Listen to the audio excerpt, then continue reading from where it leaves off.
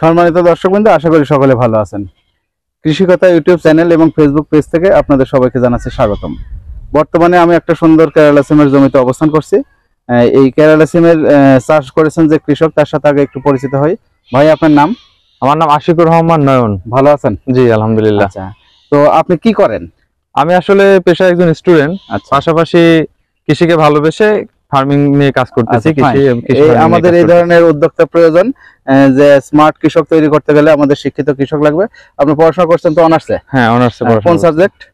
আমি বোটানিতে অনার্স করতেছি। বোটানিতে অনার্স করছেন। তো এখন আপনার এই কেরালা সিমের সমস্যাটা কি দেখছেন?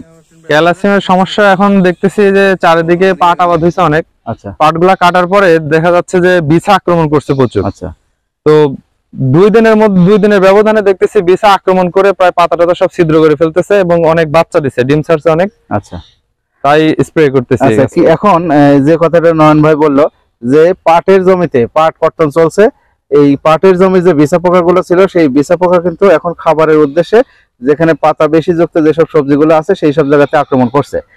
তো এই গাছটাই যদি আমরা দেখি, প্রচুর পরিমাণে কিন্তু বিছা পোকা, একটা গাছের ভিতরে দেখেন অসংখ্য বিছা পোকা, এই বিছা পোকা পাতাগুলো এইভাবে খেয়ে নিচ্ছে।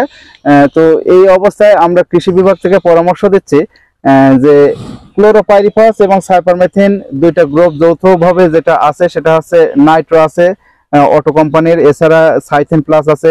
এই গ্রুপের যে কীটনাশকগুলো আছে সেগুলো যদি স্প্রে করা যায় তাহলে কিন্তু বিছা পোকা দমন হয়ে যায়। আপনি ওই সাইডটা ইতিমধ্যে স্প্রে করেছেন তাই না? আমি ওখানে যদি যাই তাহলে কি আর বিছা পোকা দেখতে পাবো? না, ওরা দুর্বল হয়ে গেছে অলরেডি, দুর্বল হয়ে গেছে, কিন্তু এগুলো মারা যায়। হ্যাঁ, অনেকটা দুর্বল হয়ে 2 দিনের ব্যবধানে, কৃষকের যেটা বলছে যে 2 দিনের ব্যবধানে কিন্তু গাছের এই অবস্থায়। আর যদি 2-4 দিন যদি জমিতে কেউ না আসে তাহলে দেখবেন যে গাছের কোনো পাতাই নাই, তাই তো?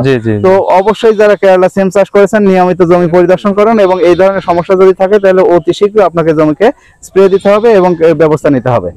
আজকের ভিডিওটি এই পর্যন্তই। দেখা হবে আগামীতে নতুন কোনো কৃষি কথা নিয়ে। সে পর্যন্ত সকলে ভালো থাকবেন। ধন্যবাদ সকলকে।